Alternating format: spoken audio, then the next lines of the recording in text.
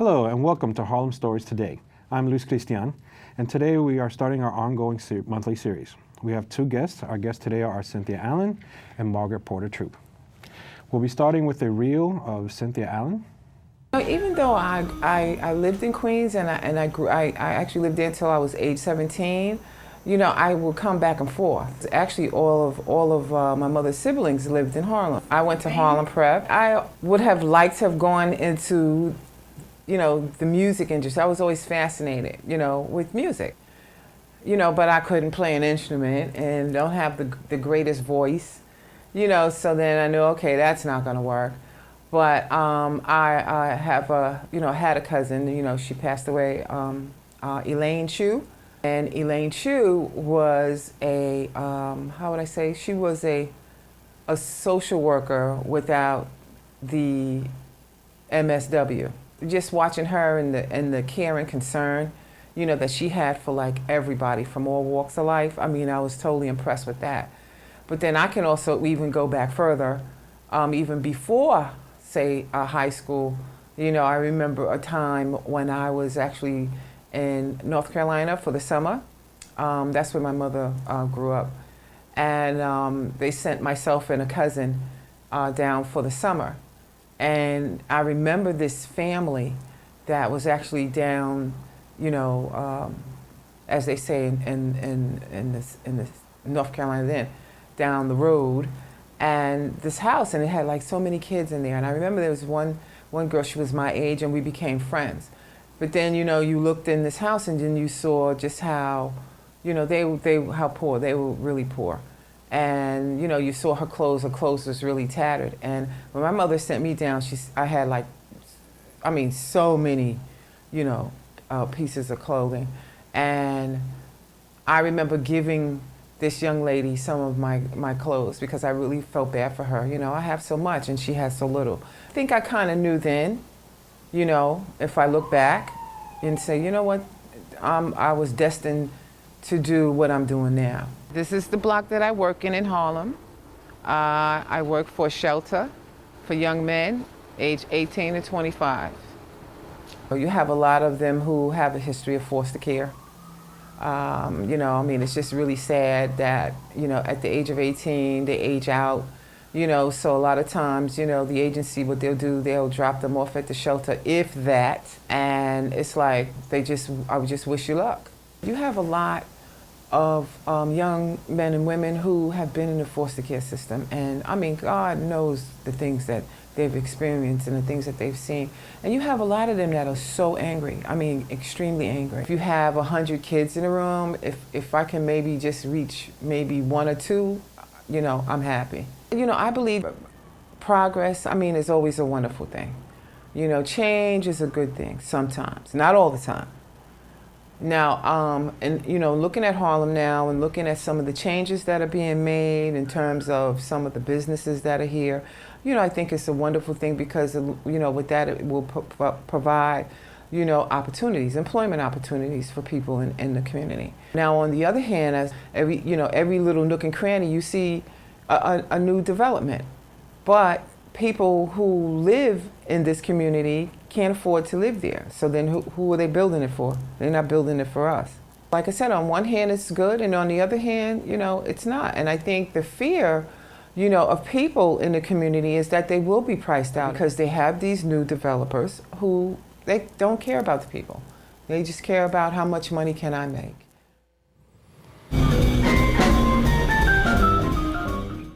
So, after seeing that clip and the way this economy is and with luck, should opportunity arise to get funding, let's say $1 million, what type of program would you start? Well, it would be around children that are aging out of foster care or developing a program, let's say that's better than the foster care system. Okay. Does ACS at all have any type of program set up or any bridge program for the kids, preparing them for the way? No, I think for ACS is a total disaster. Okay. It's a total disaster. And each and every time you're looking at the news and you're hearing about some child a family that slipped through the crack, and a child who has been abused, Yeah. And they don't try to give these young men, in particular, as you discussed, they don't try to give them like a pathway of a better education. Is there no specific follow-up for them? Because these boys or young men, more than likely are not. These are kids that are not quote unquote picked, right, to be with families. They're kind of kids that are still in the system. Well, it's a mixed bag. You have, those that are who've been in the system. They've gone from home to home, and then you have some who were adopted. And it also just depends on where they end up. Some are fortunate and they end up in a nice home, and then you have like the majority that do not. You have so many people, who are doing it for the money. They're not doing it for the child. So, and ACS is like so many children, and then you have not as much staff. And then you also have some staff who, they just let it fall through the cracks. They don't, follow up. They don't investigate like they should. So you have young men, and also young women.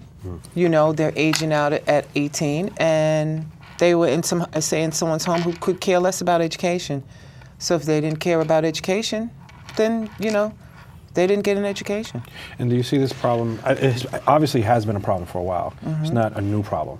But do you feel that, has anyone even taken some form of interest? Have you seen more progress in helping out the situation from your? No, I haven't. Not really.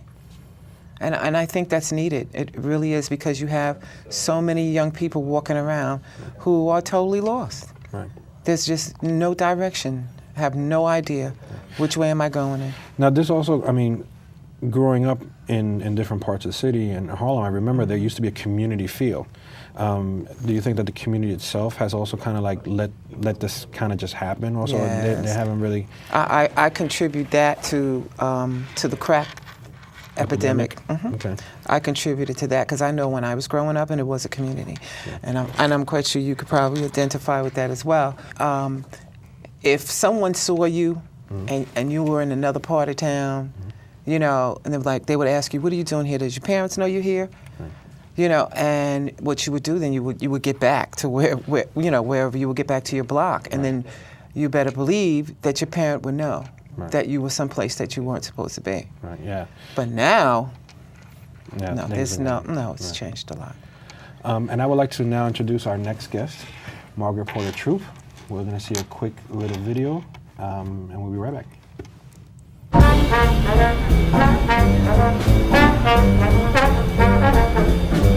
Welcome to the Harlem Art Salons. This is my home.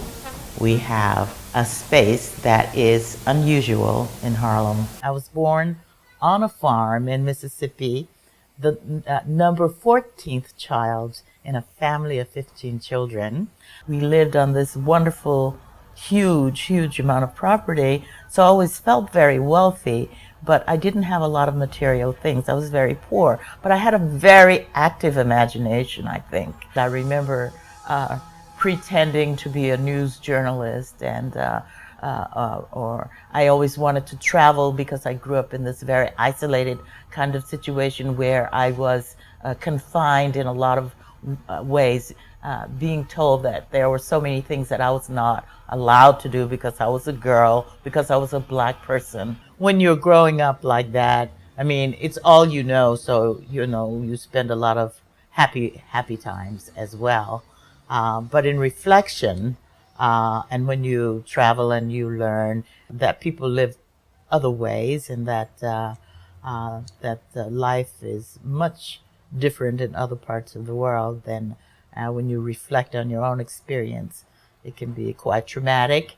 I left Mississippi when I was 19 years old. I went to an all-black college in Mississippi. I was the first girl in my family to go to college, to graduate from college, and I left this all-black college in my junior year and came to New York because some of my older family members, my sisters, had moved here. They had migrated to New York because there were no jobs in the South at that time. I ended up getting a degree in English. It was funny when I was in high school in Mississippi that we had French lessons, not taught by native French speakers, mind you, but nevertheless we were introduced to this foreign language.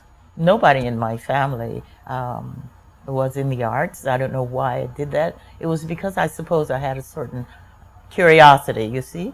My mom used to do housework, and I remember she used to work for these people cleaning their house or cooking for them, and she used to bring home the Saturday Evening Post, and I used to read the Saturday Evening Post as a kid. And so I was always very interested in books and reading, which also fed my imagination. When I came to New York, I felt completely at home.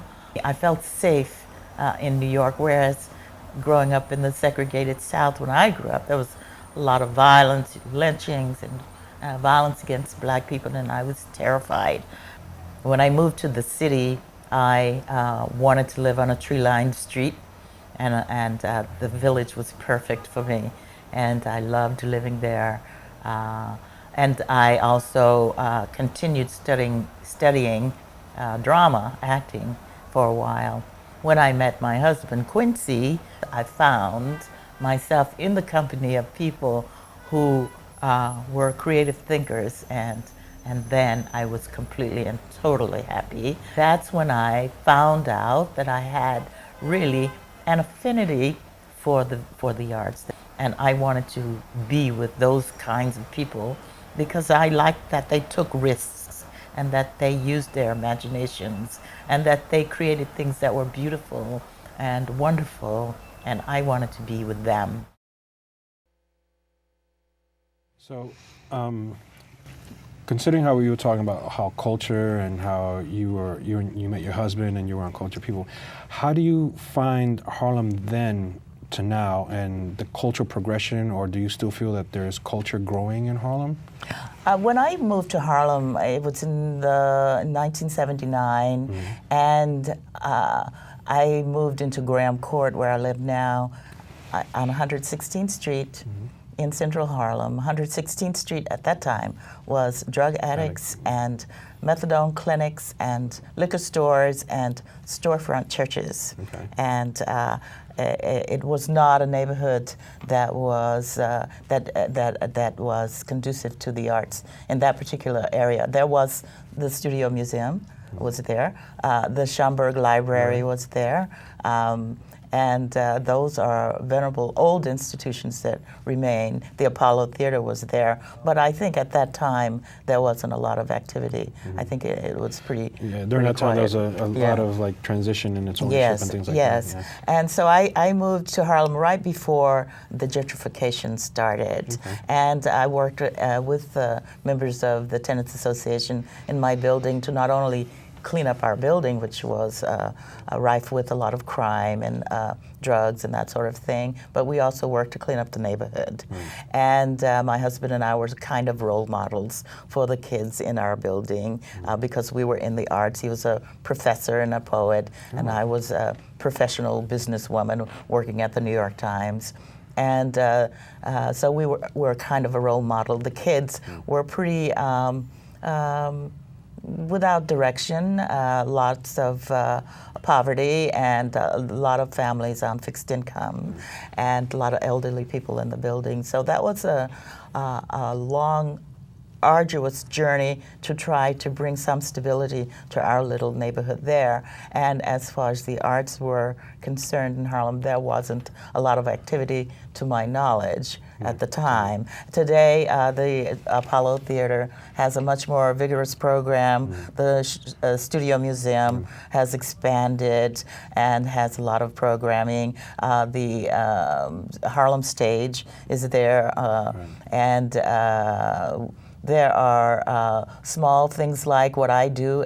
I have a salon at home. I invite writers and artists, visual artists, and musicians to come. And we have discussions, we have book parties, we have art exhibits, and we have intimate conversations. I cook a home cooked meal and invite people to come and meet these artists, because I think that not only in this country do we not have a healthy support system for the arts. In our own community with blacks, we don't support the arts in the way that we should. We don't support our institutions. We don't donate in any way like we should. But we're not encouraged to do that in this country. The arts are on the last, at the very end, maybe even less than social programs like yours, which deserve as much money, of course, as they can get. But the arts, I think, offer an avenue for people to discover who they are and also to encourage them to feel valued. So once you feel valued, I think you feel courageous enough to pursue your dreams and to know that you can accomplish whatever you dream. Because Harlem used to be a place where young contemporary artists would come. Yes. They would come to Harlem to be a part of a growing African culture, African American culture. And during the 70s, obviously, that wasn't happening. But it used to have that rich history of it. Oh, yes, the Harlem Renaissance. The Harlem Renaissance, it has that cultural legacy. But drugs were, the neighborhood was flooded with drugs. And a lot of people will run out. And that had a very, negative effect. Very negative effect on the arts in the community. And do you feel that now with all these new different communities coming in of different ethnicities and different socioeconomic, do you think the culture of Harlem is coming back to a certain, not renaissance, but like the next step? Or well, my concern is more with the community-based organizations. I think that need a lot of support and don't get the kind of support, financial support that they need to stay alive, because they do provide a service that is in a way less commercialized than the larger institutions, I think. There's so much competition for monies in the arts that it's kind of institutions become kind of cannibalistic.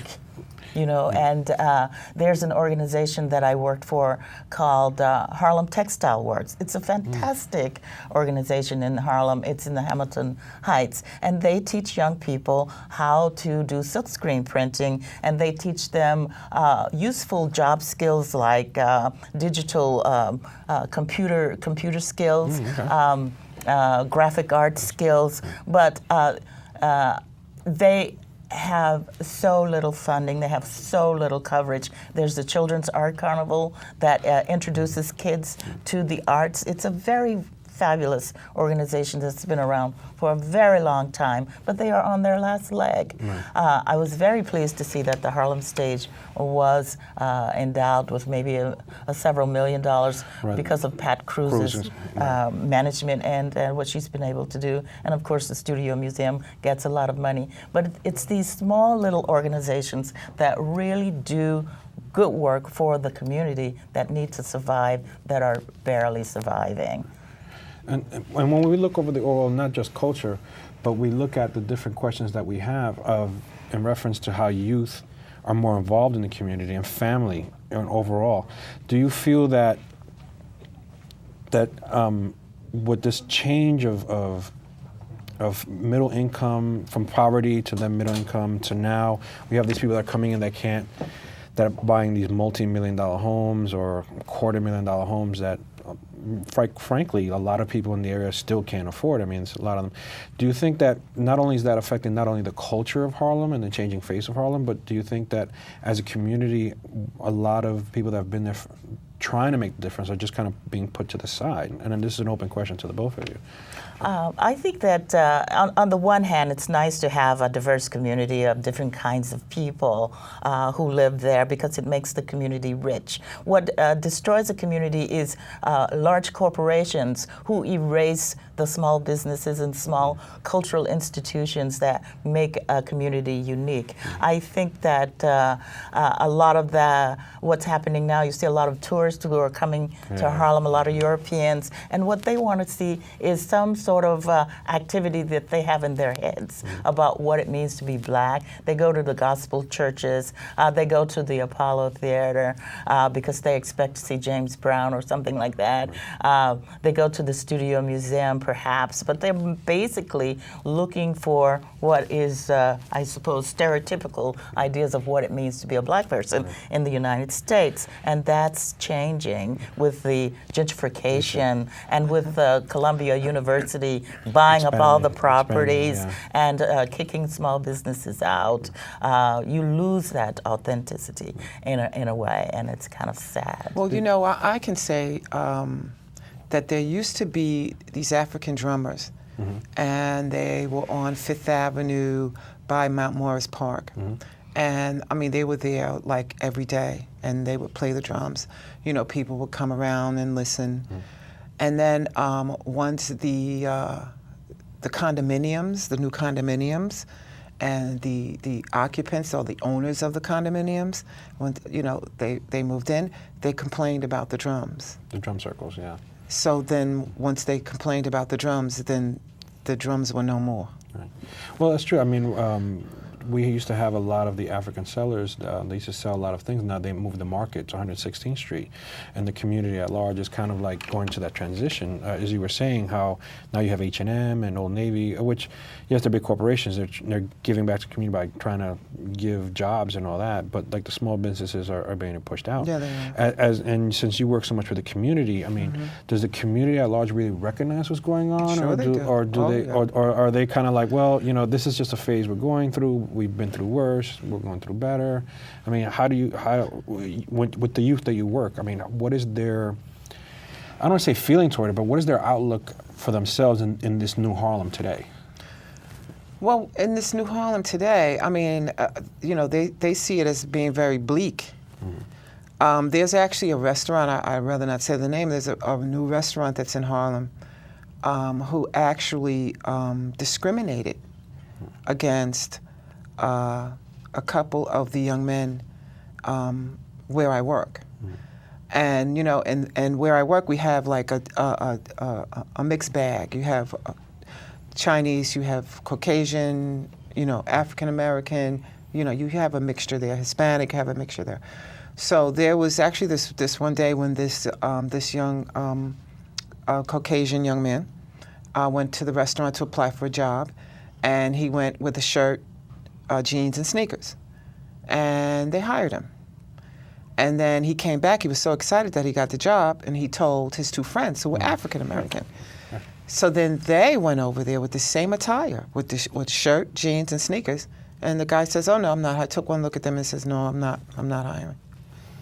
And do you feel that this is a sad trend that you think it might happen, or do you think it's just a one-time? See, it's one thing, you know, they will go, say, downtown out of their neighborhoods, and then, okay, there's some discrimination, but then now for it to happen in their own, right. You know, that's sad. It's horrible. Right.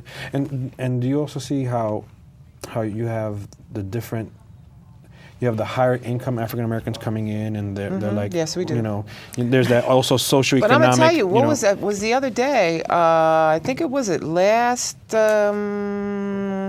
Tuesday. Actually, it was last Tuesday. Okay. We had a lot of celebrity sightings in Harlem. You know, there's quite a few of them who live, you know, say like 135th Street. Right. You know, there's Lenox Terrace. Lenox Terrace, yeah. Yeah, you have a lot of them that are Because living Kareem there. Abdul-Jabbar, he still lives in the neighborhood, and I haven't seen him. But that's the thing, he lives in the neighborhood. There was just an article about him. He lives in the neighborhood. Really? But everybody's like, Where is he? I haven't seen him. No one. Yeah. So I mean, there's that. But you see a lot, right? yeah. There's that concern. Is like, you know, what's going on here? I mean, Harlem has become such a diverse place. It's always been a place of. I mean, I remember when I used to think of Harlem. Harlem was a place of like people come here to try to make it. It's a different culture. It's within its own community. Does that feeling still like resonate with anyone, in your opinion? I mean, or do you see it becoming something different? No, I don't think so. Because I'm gonna tell you, there's a lot of, you know, people who are coming from different states are coming to New York, and you know they're thinking, okay, I can make it, you know. But it's not like it used to be when my parents migrated, you know, from the South, you know, to New York. It's not the same. You know, you have like rents that are $2,000, $3,000. Right, yeah. You know. Yeah, I mean, it Yeah, must have been told. yeah. I mean, like you used to live down south. For us, I mean, Harlem was the mecca. Yeah. You go from down south, you either go to Harlem, or you go to Chicago, or maybe Philadelphia. But Harlem was always like That the was mecca. the spot? That was the spot. Yeah. Those were the three places to go. Do you feel that?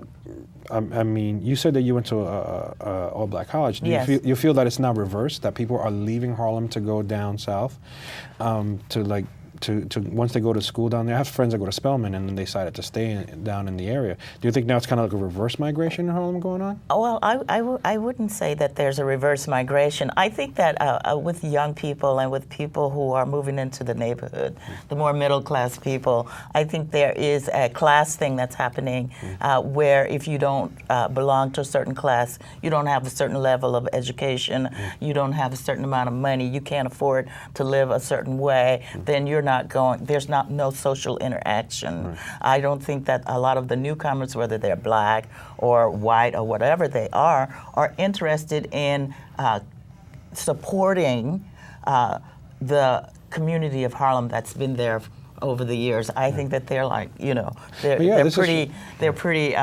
look down their noses at you if you don't look a certain way, if you don't dress a certain way. And depending on what that restaurant sort of too, thing. because a Yeah. lot of the old good Yeah. restaurants are kind of And gone I too. think that Oh, yeah. this happens with black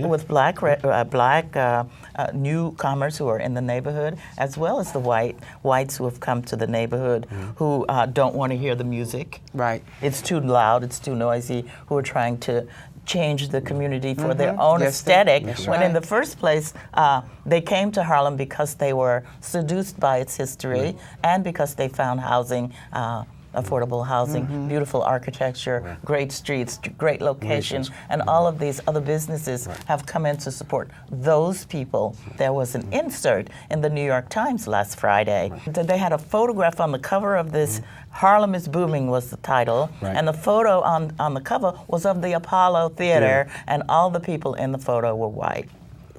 Hopefully this show will represent to other people that see it that, you know, Harlem is still kind of growing. And I want to thank the both of you for coming to be a participator in our group. Thank you. All right? And I want to thank you for coming. Thank you. Thank you everyone for watching the show.